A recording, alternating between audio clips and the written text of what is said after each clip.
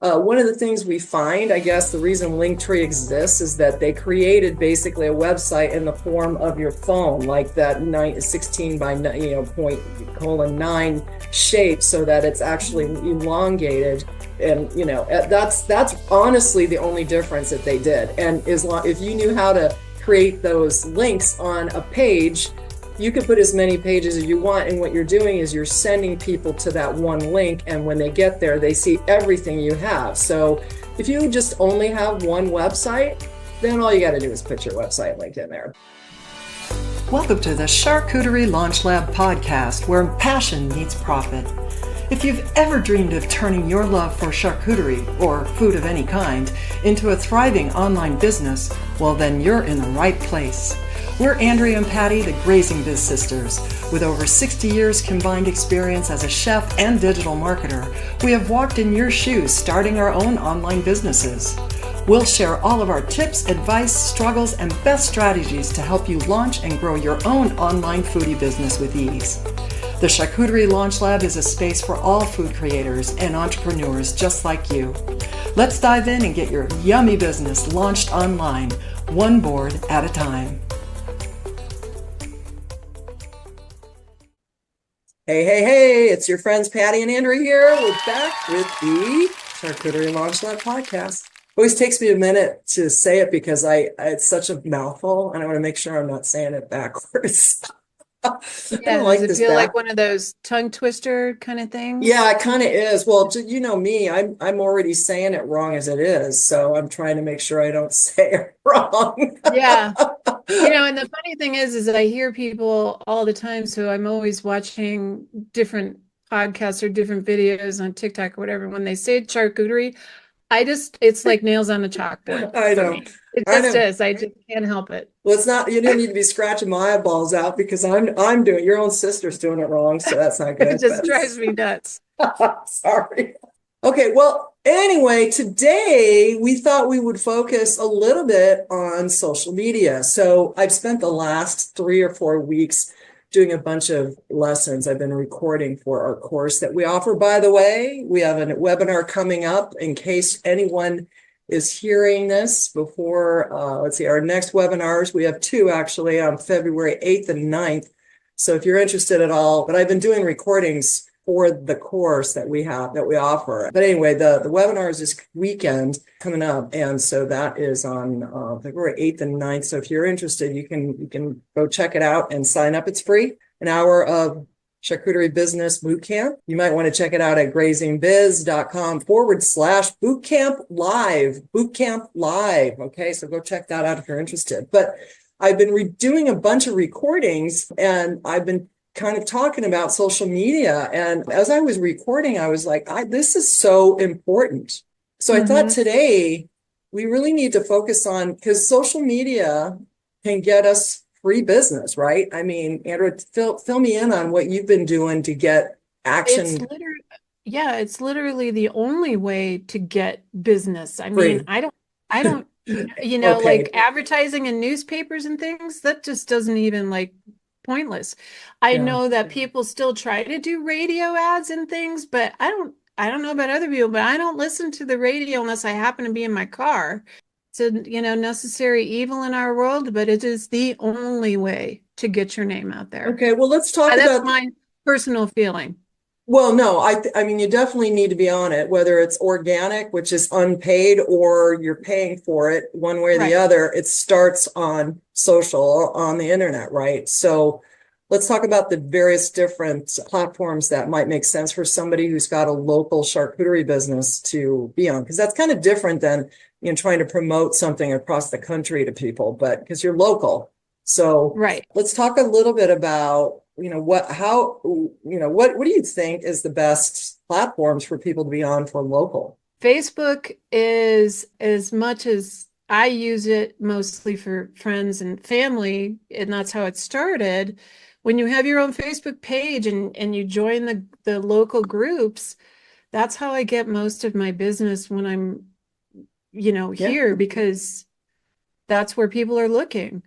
And you can run ads, but I don't have to. So I just put I put my posts out there and say, hey, I'm here. I have openings, and here's my website, and you direct everybody over there, and those are coming. I'm sure most people listening to us belong to their local Facebook, because that's where you're getting your 911s and your emergencies and things going on in your neighborhood, and that kind of thing. So Like your that's bullet, where like it's at. where I live, they've got like a what they call a bulletin, but it's like a Right. bulletin, but they also have obviously a local community page. I've also found that you can join groups that are specific to like food related, like restaurant Mhm. review type pages, which I think is really, really important because you can go in there and a lot of times they'll just let you post.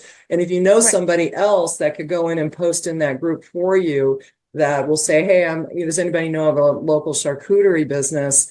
Then you can be in there and kind of back up and pipe in. So, I mean, you can load these things up. You just have to be careful when you're in those groups because some of the groups will have, rules on not being able to post your links.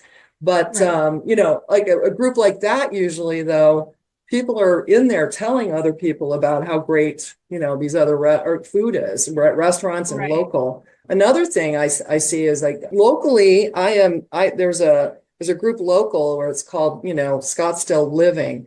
He's a real estate agent, but he does a great job not making about real estate. And as a result, everybody's in there going, where can I go to get this? And I want this, or I'm looking for a doctor, or I want to find the best Mexican restaurant, and blah, blah, blah. Who has the best sandwiches? There's nothing stopping you from going in a lot of those groups and kind of enticing people. So you just have to be careful not to go in and just say, start advertising. It's Yeah. easier to come in and comment on people's posts. So be in there and make sure that, you're showing up pretty much. Hmm. Yeah, being Um, casual about it, responding to people's posts when they're looking for a caterer, yeah, or, a lot of times they'll just flat out say, I'm looking for a good charcuterie board yeah, place. Tell me right. where to go. And you chime in, and And you I do have to also, all of right. that stuff. So, Facebook is good for all that, but what about like Instagram? My feeling is you should go where you know your people are. The mhm. problem is that if you haven't been on any of these, you don't really know. So I got to say, you got to get on it. But so Instagram, we're going to talk about tagging here in a minute, but Instagram is one of those that I think you can really target more locally, right? So when you're tagging, which we'll get to, it can be a little bit more local where people can see you as opposed to you posting something and the whole world sees it. You're really just trying to focus more local. Wouldn't that make Mhm. sense? Yeah. Yeah. Um, I challenge a little bit with Instagram, probably because there isn't groups, and groups are really where it's at, like with Facebook for me, anyways, yeah. because that's where most of the business comes from, is people, you know, like I said, those Prescott foodie boot groups, or whatever, the different foodie groups, restaurant groups. Those are really your best bet, but Instagram doesn't have that kind of situation, so you have to hashtag correctly. Right. You got to know how to do And that. Or it's yeah, kind of. so that's the hashtag of whatever your town is. But And make I've sure you're choosing the right town, because here's the mistake that I made one time. I live in Chino Valley, Arizona, but there's a Chino Valley, California. So one time I posted something trying to get business in Chino Valley, and it went to Chino Valley, California as well. So mm, just be careful if there's multiple, So eventually I figured out I got to put Chino Valley AZ on it, or whatever the hashtag pops up when you put a hashtag in and you get all the different options. Make sure you're scrolling and getting the right town, that you're in the because right town. That's a good point. So yeah, I made that mistake so the once. tags are because I haven't actually tabbed locally because most of the work I do is for everywhere in the world. But so there is a tag for the actual city and state. Is that what you're saying? It's combat. Yeah, so It's when you do, and it's not in Instagram, it's a hashtag. So you're gonna put in your hashtag, and when you put it in, it will give you all the different options and the number of people who might have used it, so you can see if it's a relative hashtag. You mhm. don't necessarily want to make up your own hashtag, because then no one's gonna find it. You really are best off using one that people have already used. Yeah, So, and yeah. it'll Don't want usually to tell make them you how up. many people, yeah, it'll usually tell you how many people are have used it. So you Yeah. can see that it's a relatively good one. So because I have like the option of Chino Valley, Arizona spelled out, or I Mhm. have Chino Valley AZ, which I use both. Okay. So because they're both good Yeah. ones.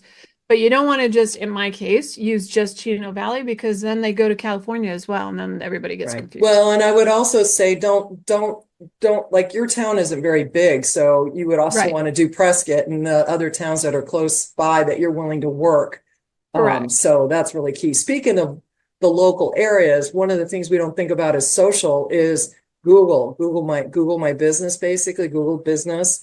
And so I can't impress enough how important it is that you go to Google Business Workspace, basically, and you can get yourself set up with a Google profile because you want people to run a search. If you go in and look right now and go on Google and look and run a search for charcuterie, you're going to see one of the first searches that are going to prompt up. You know how after a bunch of people run searches, it's just going to give you kind of like, oh, the most popular search results. Yeah. One of the very popular ones is charcuterie near me.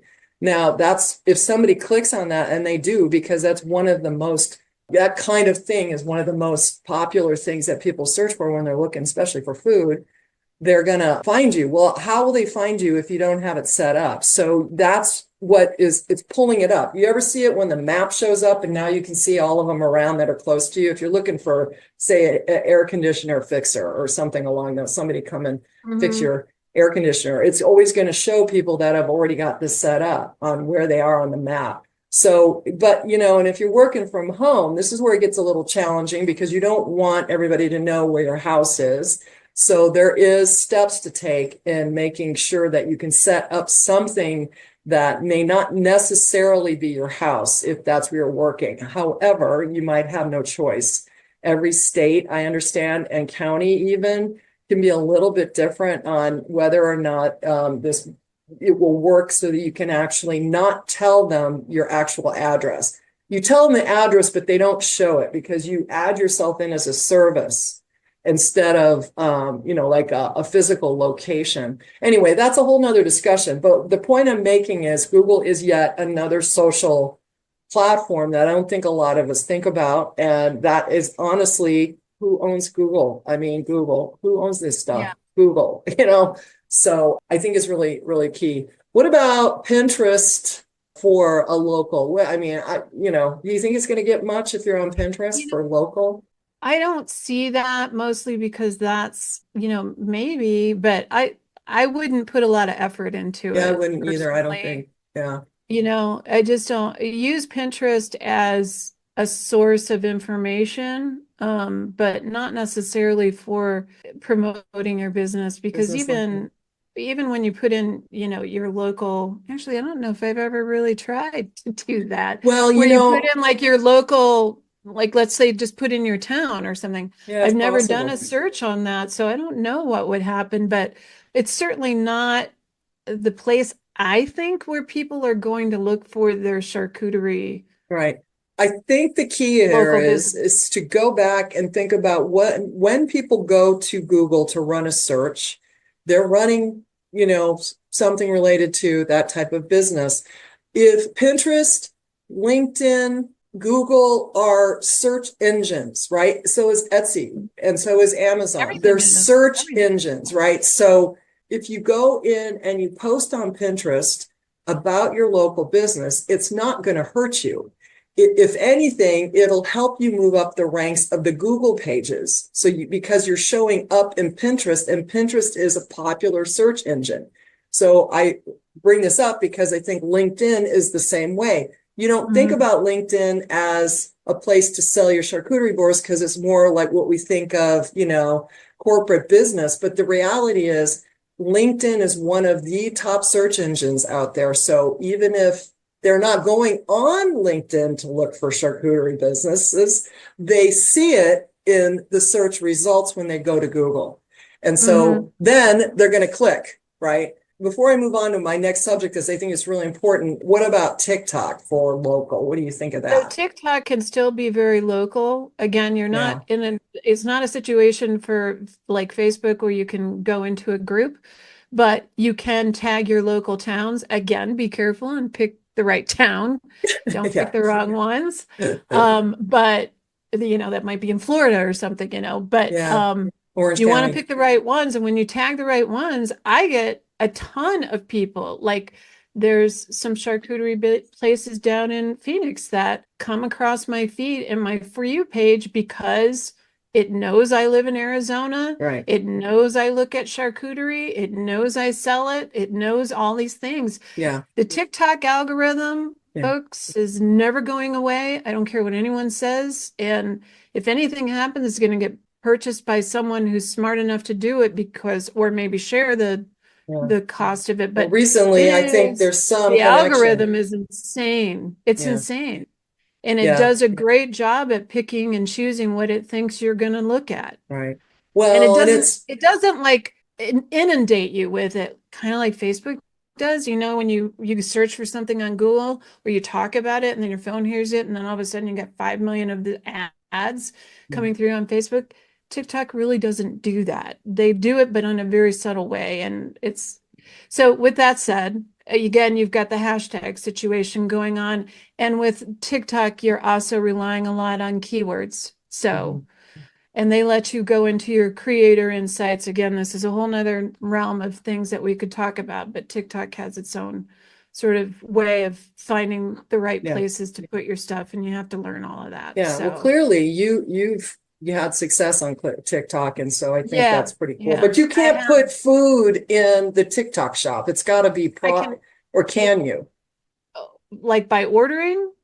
Well, I don't know. I mean, I know that you mean in TikTok shop? In the TikTok shop has to be products. Like there's products. Yeah, you can, and there's strict rules on what they're allowing very, you to very sell. strict. But that doesn't mean that if you have a business account or if you have enough, followers, you can add a link in your profile, and that link can drive to your business, which brings us to Linktree. Yeah, that brings us to our next point. So we are going to now one of the most important things I think about having any social media platforms up is getting your profile set up. And so I think, Andrea just mentioned Linktree, and Linktree is basically a landing page that has links on it because like, for instance, Instagram, TikTok, Facebook is a little different, but Instagram and TikTok, they only give you an option to put, and I think LinkedIn's the same way,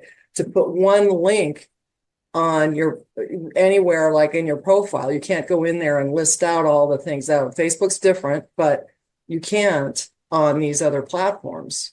Yeah, you used to in Instagram. So this is how I got set up with Linktree ages ago when I first started, setting up my business. Instagram only allowed one link. And so that's where I came up with did research and looked at other people were doing Linktree. So therefore you could link to your Facebook page, you could link to a million other things. At that time, Instagram was not owned by Facebook. So anyway, I'm going backwards a little bit, but TikTok does now allow you, when you click on your little profile and there's, your links, you can have I think it's 5 or 6 separate links now within. But don't you have to have a business account to do that? You have to have a business account in order to make that work. Right. Yep. And then with the business account, you have to jump through. It amazes me. They think that it's so crazy. TikTok for me was the hardest one to get through and jump through the hoops and set everything up. They want you legal in every way, shape, or form. You cannot open a business account in there unless you are. So there you go. Yeah. That's different than Facebook because they don't care. Nobody cares. Well, they do if you're going to run ads, but I mean, you could set up a business page without it. Yeah, but they could care less. They're letting everybody and their brother set up on there. No offense to Facebook. They've brought me a lot of business, so I'm not complaining. But you do have to, watch yourself. There's so many scammers on Facebook. It's frightening. Right. But TikTok now allows more than one link if you're a business owner and you've proved it and you've done all the things. They also, I think you have to have 10,000 followers if you have a personal account. If you decide not to go the route of setting up the whole business account thing, after 10,000 followers, I think they let you have that same thing. You can do it. But with that said, then you want to do what you're about to talk about, which is set up a one what do you call it? Like Right. profile Yeah, yeah, link. your profile. So You get you to need, everything. yeah, you definitely want to have somewhere for people to go, obviously, to find out what you offer. So in your case, most people are going to have a website, one website, and then that's ideally where you're going to send them that hub where everything that you sell is there. And so you can send them straight to your website. One of the things we find, I guess the reason Linktree exists is that they created basically a website in the form of your phone, like that 16 by point colon 9 shape, so that it's actually elongated. And that's honestly the only difference that they did. And if you knew how to create those links on a page, you could put as many pages as you want. And what you're doing is you're sending people to that one link. And when they get there, they see everything you have. So if you just only have one website, then all you got to do is put your website link in there. But if you've got a lot of things you offer, in my case, I do a lot. I'm kind of like the garbage man of, I do everything. So I have a lot of different links, but in most cases, I think for this business, the charcuterie website is probably enough. But like in Andrew's case, she sells other things outside of foods. So she needs a couple of other links for different things, right? So, but that's an option. But you don't have to go spend extra money on Linktree, because the reality is if you have a website, that's probably where you're going to send them. But there's other ways to do this without actually spending money on Linktree, which, if you come in and have us help you, I show you how to do this, because you can actually set up a Linktree type style landing page type thing that can have as many links on it as you want. But you just have to be prepared. I think that's the key. The other thing that I find is that people don't do a very good job on their profile as far as telling people that you have a business. Obviously, you need to have business pages. You can do it on your personal, but if you really want this to be, legit, and to be able to eventually post using social media tools, you're going to need to have a business page to do it, because you cannot do it within groups.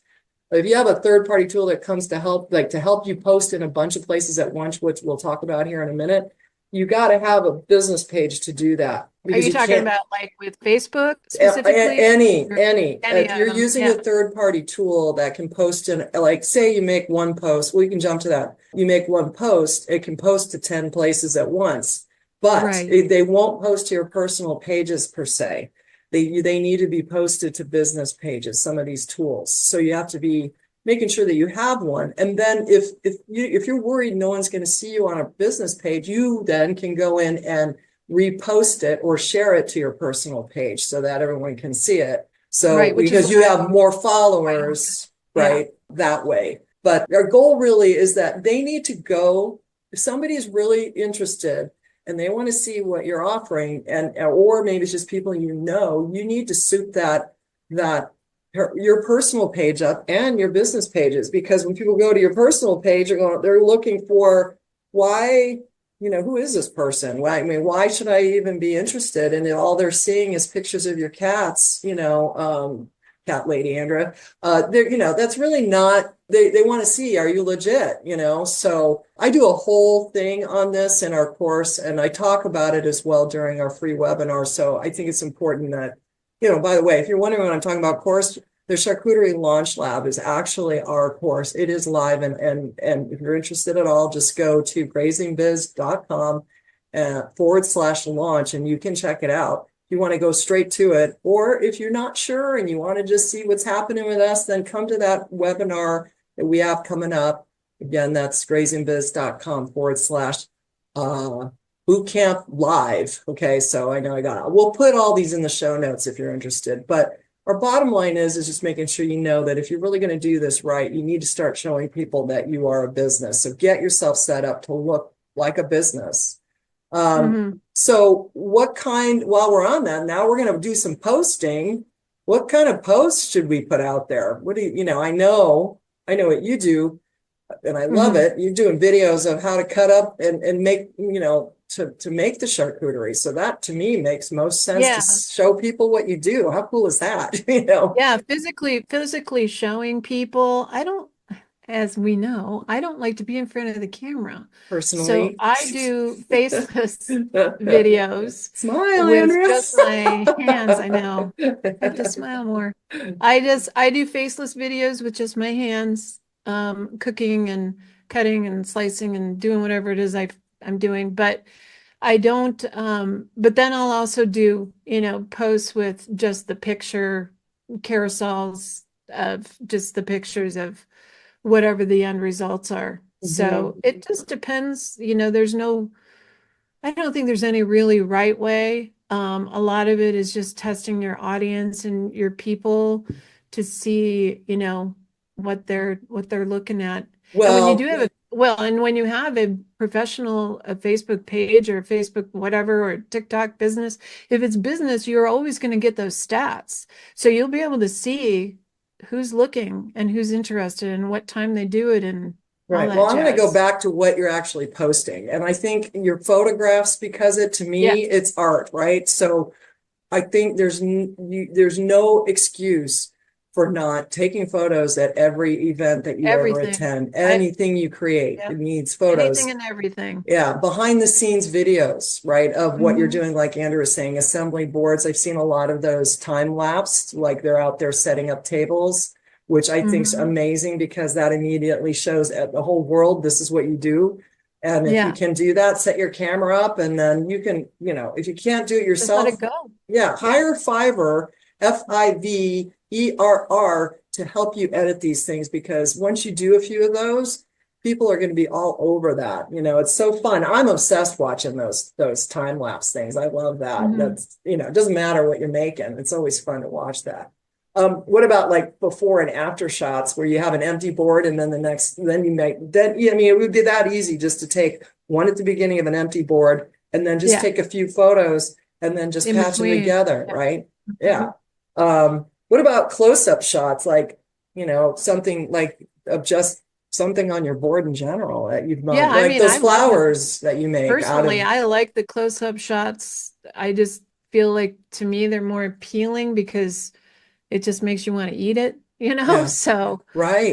that's how you get people's attention. They stop scrolling to see Hmm. what's happening. And you could even do like how-to videos if you wanted to show people how to, do certain things just about setting up a board. And you could even Yeah. you don't need to be in The in the with possibilities are really endless too. So so yeah, the how-to videos and just trying to figure out showing people how you make things, I think is really good. What about step-by-step type videos on how to do something too? I don't think is a bad idea.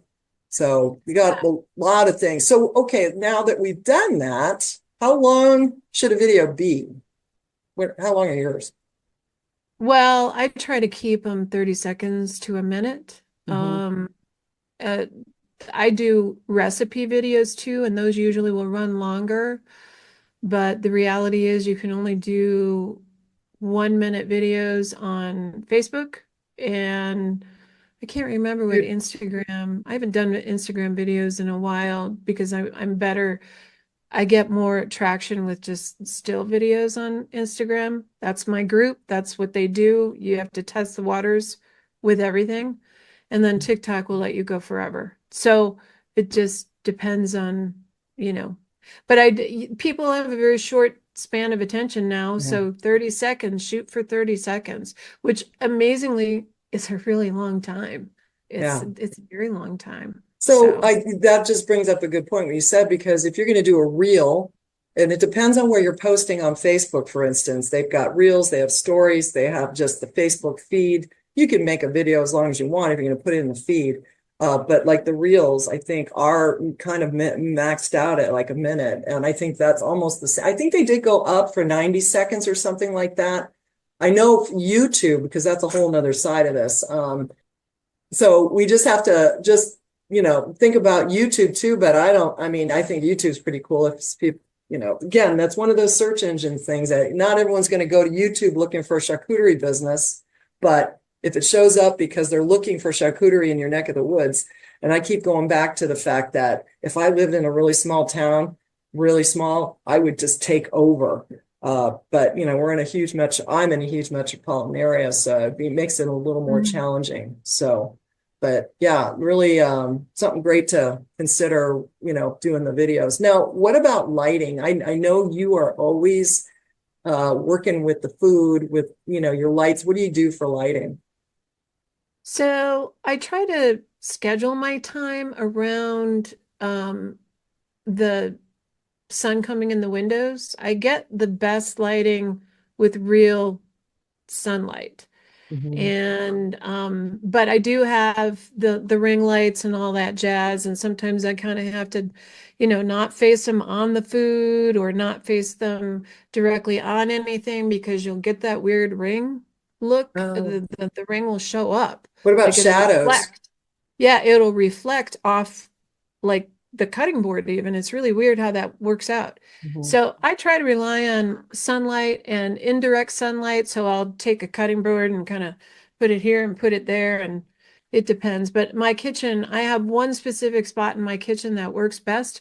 And once you figure that out, and after you take a few pictures and they're successful, everything is about testing those waters. And I move things around my kitchen so many times trying to figure it out. And now I've got it down to I have to Yeah. wait until, certain time of day at the certain time of year, depending, Yeah, what's 2 o'clock in happening? the afternoon, I have to wait to take that picture. And that's fine, so I'm just careful about it.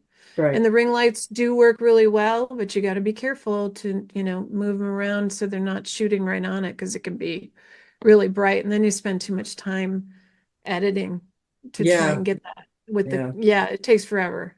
So Well, if you do outside take a of, bad picture, with that said, if you do take a bad picture and let's say it's too bright or it's too dark or it's too something, you can go in and edit it. It's just another step though. You can Mhm. always fix it.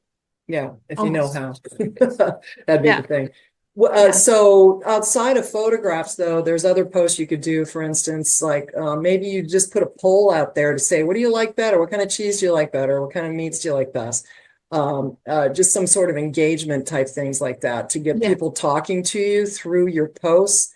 One thing I know is there is software out here, and I have this, that if you could say something about if you're interested in learning more about the kind of cheeses that will pair best with certain kind of sausage or whatever, or salami or whatever, you could say comment cheese and get people talking to you, because you'll move up the algorithms and within these socials platforms by getting people talking to you. So I love the idea of trying to encourage people to talk back to you.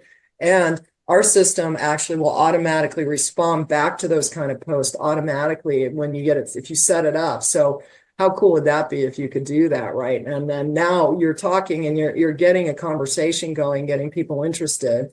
Or maybe you're having a special, right? You're offered something this week, or we have a new holiday coming up. We have two holidays coming up. And in my book, Super Bowl's a holiday. We have Yeah. holiday, we have Valentine's, right? So how cool would it be to, start promoting that, just promotions, but you don't want everything you're posting to be a promotion, because people will get tired and bored of that. And they'll probably unfollow you if all you're trying to do is sell all the time. Mhm. So you want a mixture of promotional versus educational versus just showing a picture of something. Maybe you just standing there in front of, one of your works of art, doesn't even need a bat, or even just like I said, a photo of what you just produced. So I think there's a lot of options for you to engage with your audience and keep people interested in what you do, don't you think? Yeah, I love the quiz style thing, or like if you're asking somebody that generates a lot of people because people just, they want to have an opinion about everything and they want to give their, whatever their intelligence about a subject is, they all Yeah, want to be up in everybody's business. So with that said, if you choose the right comment or the right question or whatever you want to call it, people are all over it. I've never yeah, tried to use a poll. Um, I will yeah. say that. They're So fun in there. You can easily do that, but you don't even have to use the poll that the system gives you if they provide it. You can just simply put it on an image through Canva. Like you go on Canva and create something and ask the question on an image or a GIF, and have it moving so people see it, right? I love the movement that you can create out of Canva if you use a GIF or a little video. How cool that catches the eye as you're going by, and especially if you've got a board in the background and you could ask a quick question about what's your favorite cracker. I mean, how simple is that? Just get people talking back to you, right? So let's go back to the hashtags really quick. And there are now hashtags. What do they do? I mean, we mentioned it like we knew everybody what they do, but the hashtags are, what do they do? They tell the algorithm of whatever you're using, whatever platform you're using, who you want to be in front of. So the hashtag could be as simple as, foodies. I used foodies in the beginning. I used foodies all the time. And that was when I was doing something else entirely, and I was getting in front of the right people. So, now obviously there's a bazillion charcuterie people trying to use charcuterie. So you want to kind of narrow that down. Like I said, try to get it down to your town. Right. Try to get it down to the people in your neighborhood. The best you can. Like here, there are the Prescott Foodies is an actual hashtag. Yeah. So mess around with it. Yeah, and I think people run searches on those hashtags because you can go somewhere in the platform, right, and look up the hashtags that are popular, and you can actually see how many people are using that hashtag. So when you show up with that then you become part of it. But some of those that are so broad industry ones, like if you just put charcuterie and that's all you put, that's not going to get you what you're looking for. You want local, right? But I'm saying do it, but also make sure that you add in something more local to you. So here's some examples. I did make a little list here. So I would say, and you're going to do like the hashtag, which is like a pound sign for anybody who hasn't done this, right? Hashtag charcuterie board, hashtag cheese lover, hashtag foodie, which you use, a hashtag grazing table, hashtag charcuterie lover, something along those lines. Also, if you're going to focus on certain types of events, you could do hashtag charcuterie for parties, charcuterie for weddings, charcuterie, so you've got that part of it. Now, you don't have to put a zillion on there, do you? I mean, how many do you really need? Maybe 4 or 5? No, not initially. I understood that you want to stay below 10, no more than 13. Okay. Because not that it all depends, but usually, overwhelming it is just going to confuse the algorithm. So keeping it simple, hashtag charcuterie board, hashtag Super Bowl, hashtag your town and your state. So for instance, you could do NYC charcuterie or Los Angeles grazing tables, something like that, or Arizona foodie, Scottsdale eats. So now you're kind of anybody might be looking for to get food in the area, right? So I think you'll end up finding you'll find your niche when it comes to creating these and tagging yourself, because as people are starting to see you and people are starting to respond back to you, hey, I just saw you on Instagram as a result of something you did. So it's a test. It's kind of, testing them out, like you said earlier, is just see what's gonna work best to drive more business to you. But this is such an easy way, I think, to get people to find you without actually having to go spend money. I'm not saying not to, but and that's a whole discussion for a different training, or a different podcast, because I'm training, I'm coaching, I'm all doing for a different podcast. But I think no, to get you off the ground, just start posting pictures of what you're doing and videos of what you're doing, and then make sure you're tagging something about where you're at locally, because I think that's going to be huge for you, right? It's going to be huge for you. Well, I think that's pretty much all I wanted to chat about in general today about social, but do you have anything else that we might have missed? I don't know. I think we've already gone. I'm sure there is, and we'll have to, I think this particular subject could be, an ongoing podcast. So this could be just unit 1 of 20.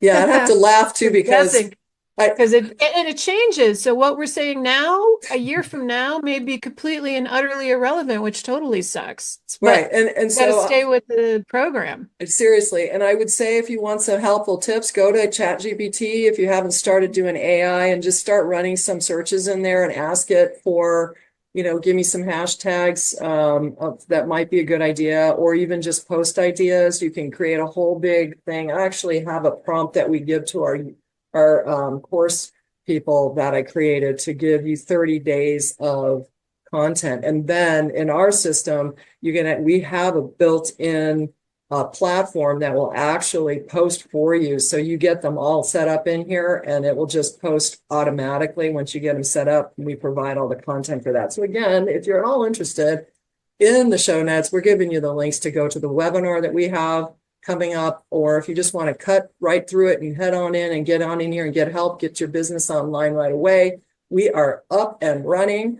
I am so excited. We have seven modules that both Andrew and I have recorded over getting your business online and up and running, and as soon as you can. So we provide you all the templates and everything you need. So definitely check that out because we're here to help you. If you've got your business up and running, that's magnificent. If you want to soup it up, or maybe you want to just start really getting it going online and you haven't quite done that yet because it's all been word of mouth, but you're ready to do this, this is the place to be. So check it out in the notes. Anyway, but yay, we talked about social for a couple of old biddies. I don't think we're doing too bad. Speak for yourself. No, I know I'm pushing 62, so it sucks, but it is what it is, and I'm glad that I haven't given up, and I don't want anyone else to give up. If you have a dream, please do it. I mean, my God. The one thing I wanted to add to whatever you just said, one of the best things about the software that we have, which you can find other places, and certainly you can pay for it and pay for all those things separately, but the content creator and the calendar, and it's sending everything out to all the different places you want it to go simultaneously or not. I'll tell you what, that has been the biggest time saver. Because social media is one of the toughest things you're going to deal with in this business, in any business, really. Well, it is, especially if you're not used to it. But for me, I personally hate having to do things on my phone. I'm 100 a minute in the day. I'm not as good as I used to be, but 100 words a minute on my keyboard, and nothing frustrates me more than having to do everything through my phone, through Instagram. Instagram's notorious for that.